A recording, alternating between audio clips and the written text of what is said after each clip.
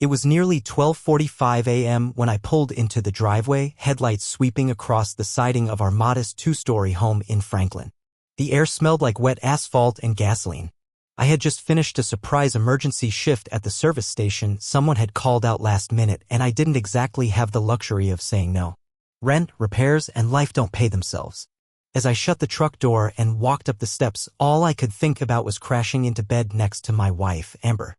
We'd been married 6 years, long enough to settle into a rhythm. I knew her routines, knew her moods, or at least I thought I did. The second I stepped into the house, though, that familiar rhythm cracked. Right there in the narrow entryway, sitting side by side on the welcome mat, were my dusty work boots and another pair of shoes. Black men's sneakers. They weren't mine. Brand new. Large. Modern-looking. Something a guy 10 years younger than me might wear to a gym or a club. I stared at them for a moment, my hands still on the doorknob. My boots were dirty, worn down from long hours on concrete. These were pristine. Something about the way they were positioned, neatly, deliberately, made my stomach twist. I didn't hear any footsteps, no voices from the living room or the clink of glasses from the kitchen. Just the faint rush of running water from upstairs, paired with something else, laughter. Soft and quick. Not mine. Definitely not mine. I walked further in, setting my keys on the counter, and paused again at the foot of the stairs. The laughter had stopped, but the water kept going. Shower, maybe? My heart started to beat a little faster, not because I was scared, exactly, but because I already knew what I didn't want to admit. I climbed the stairs slowly, trying to breathe evenly, trying to keep calm. The bathroom light under the door was on, casting a warm glow onto the hallway carpet. I stopped in front of it, listening. Then the water shut off. And just like that, Amber stepped out. She was wrapped in a white towel, her skin flushed from the steam, hair still dripping. She blinked at me, startled for a moment, but just for a moment. "Oh hey, babe," she said with a warm smile that felt rehearsed. "You're home early." "Early? I thought you were working till morning," she added quickly, brushing a strand of hair from her face as she walked past me, bare feet slapping softly against the wood floor. I turned, watched her as she moved toward the bedroom.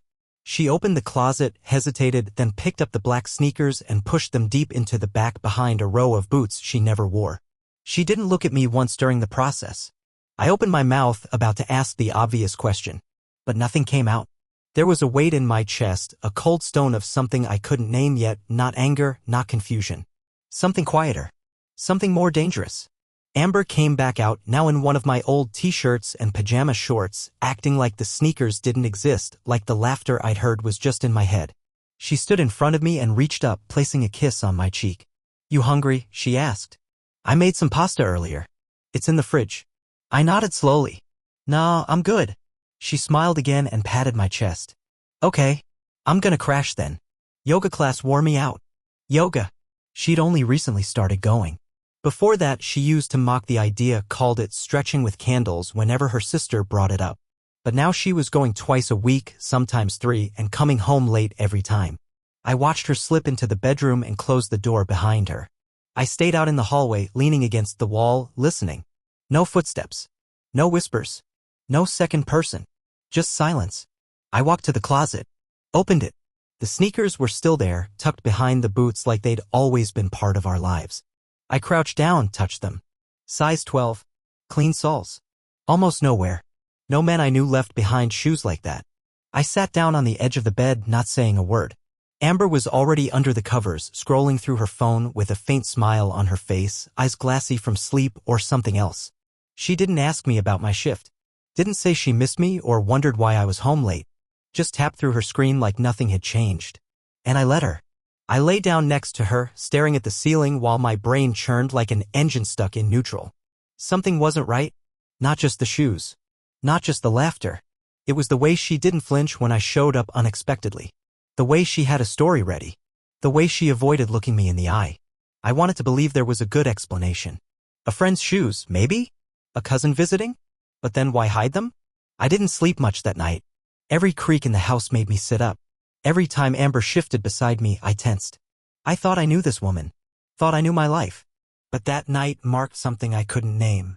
A fault line running through the floor of our marriage. Still invisible but starting to shake. And I knew this was only the beginning.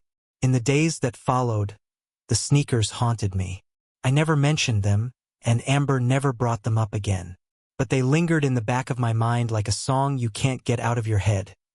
One you wish you could forget because every time it plays, it makes your stomach turn. I started noticing other things, subtle at first. The way Amber's phone was suddenly always with her, even in the bathroom. She used to leave it lying around, screen unlocked. Now it had a passcode. She started keeping it face down on the counter, like even the glimpse of a notification might be a problem.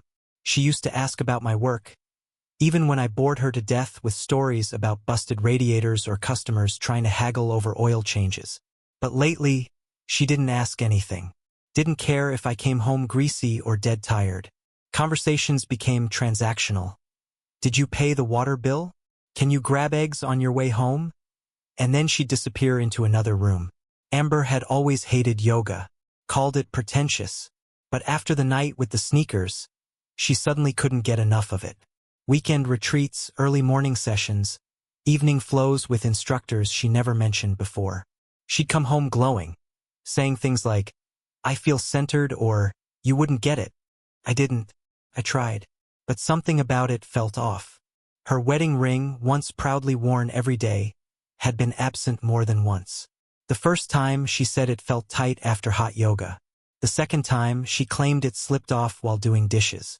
After that, I stopped asking. I didn't want another half-hearted excuse. And then there was her social media. Amber had always loved posting about us.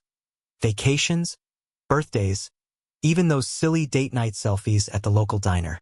But those vanished. Now, her feed was nothing but solo **TS.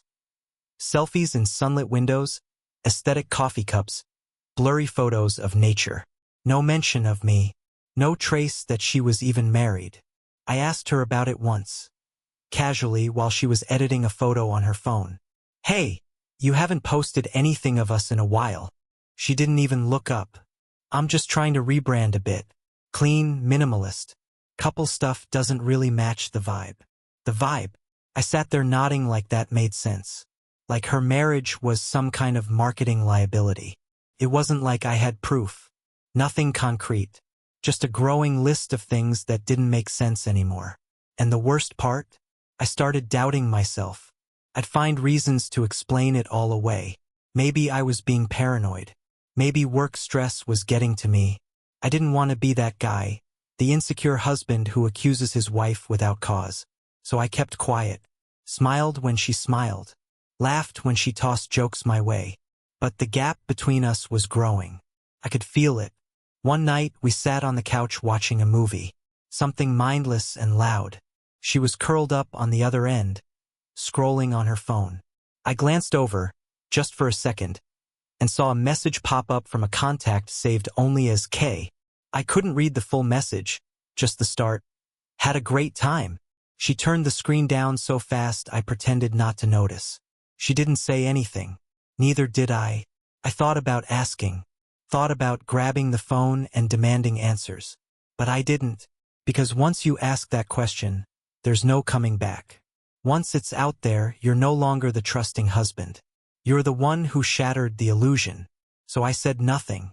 Instead, I started watching. When she said she was going out with friends, I noted the time she left and the exact outfit she wore. When she said she'd be back by 10, I checked the clock when the front door finally opened at 11:30. I never confronted her, but I was keeping score. One night, she came home giggling, smelling like wine. Her makeup was flawless. Her dress a little too polished for a casual girl's night. "You have fun?" I asked, trying not to sound like I was interrogating. "Yeah, we went to that new tapas place. You'd hate it. Everything's tiny and expensive." She kissed my cheek and floated past me, humming. But I knew her friends. They weren't fancy. They were more pizza and dive bar than champagne and small plates. I checked her location that night. She'd left it on months ago, back when she wanted me to feel connected. I guess she forgot. The ping wasn't anywhere near the tapas place. It was across town, near the Riverwalk, near the expensive condos. That night, I sat in the dark for an hour, turning the pieces over in my mind. Her distance, the phone, the sneakers, the yoga, the ring, the posts, the mysterious K. It was all starting to make sense if I let it. I wanted to be wrong. God, I wanted to be wrong. So I tested her. The next day, I called out of work without telling her. Pretended to head in as usual, even packed my lunch. Then I parked a few blocks from the house and waited. At 10:17 a.m., she left. Dressed like she was heading to a photo shoot. Heels, makeup, perfume. Definitely not yoga attire. I followed, my hands shaking on the steering wheel the whole way. She drove to a coffee shop downtown. Parked. Waited in the car. 5 minutes later, a man got in the passenger seat. I couldn't see his face clearly, but they didn't drive off right away. They sat there talking. She was smiling, laughing. He reached over and touched her hand. I nearly opened the door. Nearly made a scene right there in the middle of the street. But something stopped me. Maybe it was pride. Maybe fear. Maybe just the need to be absolutely sure. So I didn't move. I stayed in the car, heart racing, watching them drive off together. I didn't follow. Not then. I went back home, locked myself in the bathroom, and stared at myself in the mirror. I didn't recognize the guy looking back. That night, she came home around 4, humming again. Told me the yoga instructor had really gone deep today. Yeah. I bet he did. I nodded. Said something about heating up leftovers. She smiled, kissed my temple, said, "You're too good to me." And for the first time in our marriage, I realized she meant it like a joke. She wasn't afraid of getting caught. She thought I was blind, dumb, comfortable. But I wasn't. Not anymore. I started planning. Not revenge. Not confrontation. Just preparation. I wanted the truth. And once I had it, I'd decide what to do. But one thing was clear. Whatever this was, it wasn't a marriage anymore. And it hadn't been for a while. I stopped pretending. That was the first real change. After weeks, maybe months, of playing the role of the clueless husband, smiling through lies I could feel in my bones, I decided I was done giving her the benefit of the doubt. I wasn't going to confront Amber, not yet. But I wasn't going to keep gaslighting myself either. I needed truth, and I needed it cold, undeniable, and time-stamped. So I bought a camera. A tiny, motion-activated one that synced to my phone and hid cleanly behind the stack of old board games on the top shelf in the living room. Took me less than 10 minutes to set up. Amber never noticed. She was too busy planning yoga weekends. Anyway, the first few days nothing happened. Just hours of her pacing the living room on her phone, watching TV, scrolling. Sometimes she left for appointments and came back looking fresh and glowing. I watched those clips over and over, each one pulling at me like a thread unraveling a sweater I didn't want to lose, but knew I had to. Then, on the 5th day, everything changed. I was on my lunch break at the shop, eating a soggy sandwich in the back office when the alert pinged. Motion detected. 12:13 p.m. I clicked it immediately, not sure why I felt nervous. Nothing had happened yet. But when the video loaded, I dropped the sandwich. Amber walked through the front door, her yoga mat slung over one shoulder. Behind her was a man, tall, dark-haired, athletic build. Not K from her texts, unless he went by something else in her contacts. He looked comfortable. Too comfortable. Like this wasn't his first time. He followed her inside like he belonged there. They set their stuff down. She poured wine. In the middle of the day.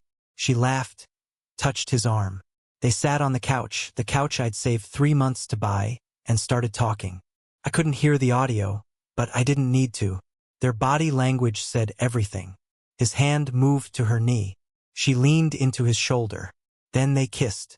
Right there in our living room. The same place where we danced in pajamas after painting the walls together. The same spot where I knelt down and gave her a necklace for our 4th anniversary. I watched it all play out in high-definition betrayal. My chest felt hollow, like someone had scooped out my insides with a dull spoon. I didn't cry, didn't scream. I just sat there, frozen, my fingers clenching the phone so tightly my knuckles turned white. When the video ended, I watched it again. And again. Not because I didn't believe it the first time, but because I needed it to burn in. I needed to remember every frame, every second, so there would be no more what-ifs, no more excuses. No more hoping I was wrong. I saved the footage to my cloud, emailed it to myself, backed it up twice. I wasn't about to let her spin her way out of this with yoga metaphors and half-truths. Then I stood up, walked out of the office, and told my boss I needed to leave early. I didn't explain, just grabbed my keys and drove to the lawyer's office my friend Eric had recommended months ago during a beer-fueled conversation about prenups and the sad state of modern marriage. At the time, I laughed it off. But now I was ready. The receptionist at the firm looked surprised to see a man in oil-stained jeans walk in without an appointment. But I must have looked serious enough because 10 minutes later I was sitting across from a woman named Donna, legal pad in hand. I didn't waste time. I need a divorce, I said. And I have proof. Her eyes flicked up from her notes. Infidelity? I slid my phone across the desk. Video. Time-stamped. In her home. She watched it in silence, no reaction. I guess she'd seen worse. But when it ended, she looked up at me and her voice was calm but firm. We can make this work in your favor. I nodded. I don't want revenge. I want clean. But I want smart. And I want to protect what's mine. Then we'll need documentation, everything. Bank statements. Shared assets. Any correspondence you think might help. I nodded again, already thinking about Amber's laptop, her texts, the closet full of receipts she never bothered to organize. That night, I went home and acted like nothing had changed. I greeted her with a kiss on the cheek, asked how her deep stretch class went.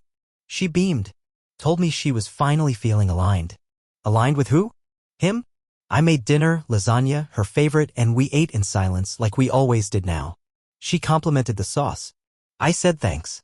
Neither of us mentioned the quiet, heavy truth sitting between us like a ghost we both saw but refused to acknowledge. Later, as she showered, I started gathering documents. Bank records. Her laptop. The shared savings account we'd set up for a vacation that never happened. And in the back of our file drawer, I found something else, receipts for purchases I didn't recognize. Jewelry. Spa visits. A set of tickets to a concert I didn't go to. I took pictures of everything. Then I went to the garage and sat in my truck with the engine off, staring at the steering wheel for what felt like an hour. I wanted to scream. To smash something. To make her feel what I felt. But I didn't. Instead, I just let it sink in. This wasn't about a mistake. This wasn't a drunken one-night slip or a bad decision made during a fight. This was a pattern. A new life she had carved out of our old one, right under my nose. And the part that hurt the most? She didn't look guilty. She looked happy. Free. Like I was the burden she'd finally shrugged off. When she came to bed later, she curled up beside me like nothing was wrong. Like we were still us. But we weren't. And we never would be again. The courtroom in Bowling Green County smelled like disinfectant and ancient paper. It wasn't grand, just a mid-sized space with wood-paneled walls, a ticking clock, and a judge who looked like she'd rather be anywhere else. But to me, it might as well have been a cathedral. This was where everything would finally be said out loud. Amber sat 3 rows ahead of me, flanked by her attorney, a tall guy in a slick suit who never stopped looking smug. She wore a navy blue dress I'd never seen before and had her hair pinned up like she was going to a brunch, not a divorce hearing. Her face was expressionless, like all of this was just a mildly inconvenient appointment she had to get through before yoga. When the clerk called our case, she stood up confidently, heels clicking like punctuation. I followed her to the front, my own boots leaving scuffs on the polished floor. As we took our places, I glanced her way. She didn't look at me. Didn't even blink. Her attorney started right away, calm, composed, and polished. Your Honor, he said, my client is seeking fair and equitable distribution. She requests ownership of the lake house located in Mason Hollow, a share in the business assets from the joint automotive workshop, and monthly support payments commensurate with the standard of living she has become accustomed to over the past 6 years of marriage. I didn't flinch. Didn't interrupt. I just waited. The judge glanced over her glasses. And the respondent, do you have counsel? I stood. I do, Your Honor. Donna Briggs, arriving shortly. But we'd planned this. Donna was walking in as I said her name, calm as a breeze, carrying a large manila folder. She handed it straight to the judge without a word. No theatrics. No grandstanding. Inside the folder, timestamps, screensh asterisk TS, financial documents, and the flash drive. The evidence. I'd like this entered into the record, Donna said, her tone clean and practiced. It includes footage recorded inside the primary residence, as well as bank statements from the past 12 months and itemized breakdowns of all joint expenditures. The judge raised an eyebrow and began flipping through the folder. Amber shifted in her seat for the first time. Donna continued. The respondent's position is that the petitioner is not entitled to the lake property, nor to business assets due to evidence of misconduct and financial malfeasance. We also request an immediate freeze of discretionary spending until an audit can be completed. Amber's attorney cleared his throat, trying to recover. Your Honor, my client was under the impression this was a simple property negotiation. These documents were not part of discovery. They are now, the judge replied dryly. And they appear thorough. She inserted the flash drive into her monitor. Amber's eyes widened. She recognized it. Knew what it was. Her shoulders stiffened as she turned to her attorney, whispering something urgent. His face tightened. The courtroom was quiet. No gasps. No drama. Just the soft hum of a ceiling fan and the clicking of the judge's mouse as she opened the video. There we were, Amber and the other man. Laughing. Drinking wine. Sitting too close on the couch. Then kissing. She clicked to the next file. Bank records. Transfers labeled consulting fees to an unknown account. Charges for jewelry, restaurant bills, even hotel reservations, all drawn from our joint fund. Amber's signature was on every withdrawal. Ms. Briggs, the judge said, how were these obtained? Subpoenaed through proper channels, Your Honor. We also have digital correspondence recovered from a shared laptop if needed. Amber's attorney tried to pivot. There's no context for these. My client maintains that any relationships outside the marriage began after emotional separation and... The judge raised a hand. Please. The evidence is timestamped. These activities occurred while the couple were still cohabitating and presenting publicly as married. Amber finally turned to me. Not in anger. Not in defiance. In panic. I didn't return the look. I just sat, still and silent, letting her face what she'd built. The judge cleared her throat. Given this new information, I'm ordering a temporary hold on all shared assets, including liquid accounts and jointly owned property, pending forensic review. Amber's mouth dropped open. Her attorney leaned in to whisper something, but she didn't seem to hear him. We'll reconvene in 30 days, the judge added. Ms. Briggs, please submit an amended financial summary within the week. Both parties are to provide full disclosure of individual and joint expenditures. Gavel. Done. I stood, hands calm at my sides. Amber stormed out of the courtroom. Not to the hallway. Not to the parking lot. To the bathroom. She never looked back. Donna turned to me. Well done. I nodded, but I wasn't celebrating. This wasn't a win. It was an end. Later that afternoon, I stopped by the workshop, the place I'd built with my hands, where I knew every inch of concrete and every streak of oil like the back of my own calloused palm. I grabbed my duffel from the locker, looked around one last time, and walked out. Not because I was quitting. Because I knew she'd be coming for it next. She always went after what she didn't earn. But now she'd be facing someone who wasn't guessing anymore. Someone who didn't look away. Who had the receipts, the records, and the truth. And I wasn't alone. I had Donna. I had the audit team. And I had time finally on my side. I didn't go home that night. I checked into a motel outside of town. Nothing fancy, just a place with flickering lights, paper-thin walls, and a vending machine that spat out stale candy bars. But for the first time in a long time, I slept. Because it was all on the record now. No more pretending. No more second-guessing. And no more hiding behind lies. 2 days after the hearing, Amber's world began to implode. I didn't see it happen, not directly. But you can learn a lot just by staying quiet and watching. That morning, while I sipped stale motel coffee and waited for the toaster to burn my bagel again, my phone lit up with a notification. Bank account frozen.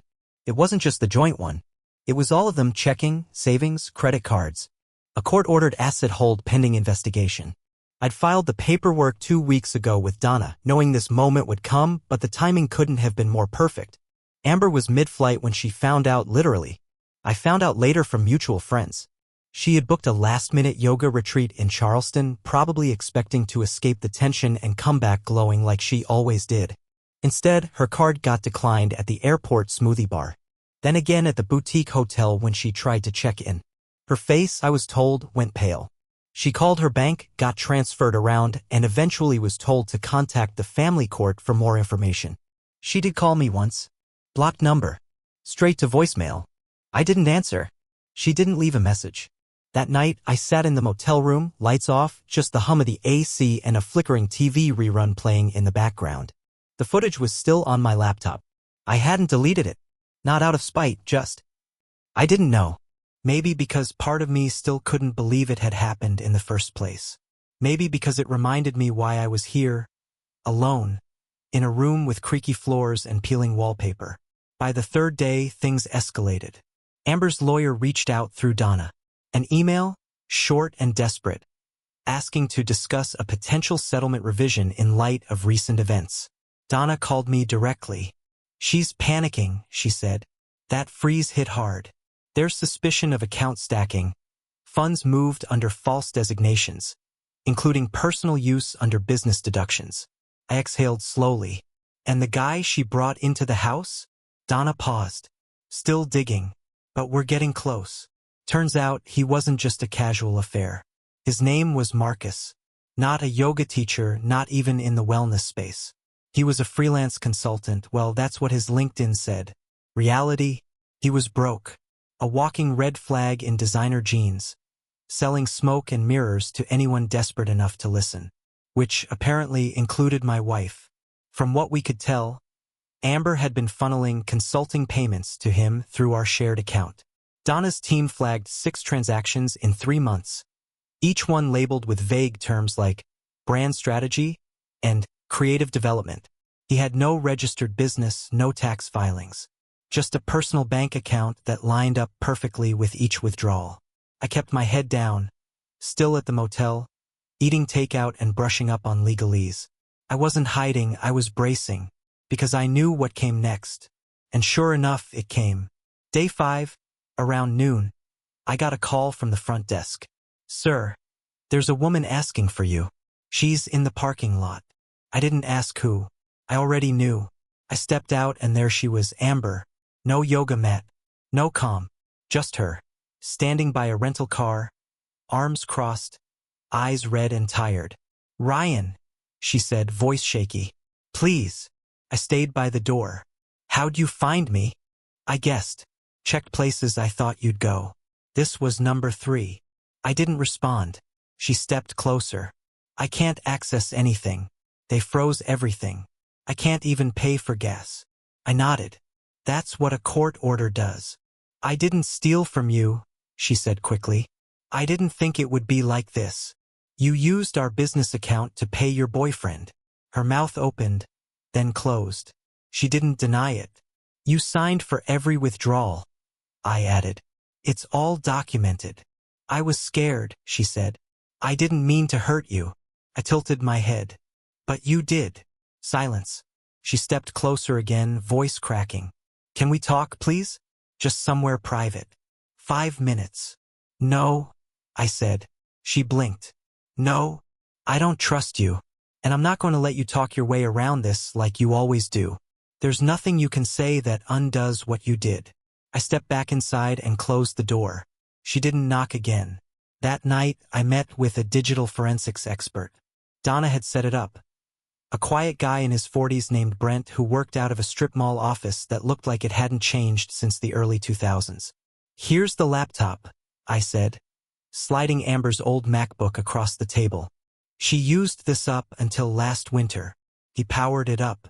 "I'll need a few days, but if there's anything buried in here, deleted emails, drafts, old chat logs, I'll find it." "Do it." "And the guy, Marcus," I said. "I want everything. If he so much as texted her a bad idea, I want to know." Brent nodded. I walked out feeling strangely steady, like I'd finally stopped falling. The next morning, Donna called with another update. "Her attorney is now trying to freeze your business assets," she said, laughing dryly. "Says his client was an equal participant in the workshop and its brand. She never worked a single day there." "I know. He's bluffing. But it's time we moved first." We filed a formal motion to establish business independence, backed with receipts, tax records, and witness testimony from every guy who'd ever worked the floor with me. Amber's involvement? A handful of social media posts and one afternoon passing out flyers back in 2019. The judge scheduled a second hearing. Amber didn't show up. Instead, her lawyer sat alone, red-faced, offering to mediate outside of court. Donna said no.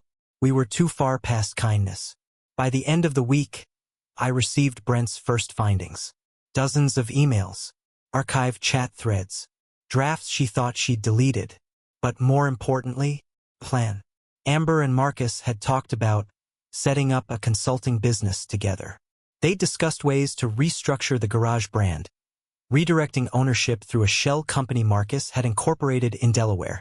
She even talked about filing taxes under my name for 1 more year so Marcus could stay clean. They called it long-term leverage. I forwarded everything to Donna. She didn't reply. She didn't have to. We both knew what came next. Criminal exposure.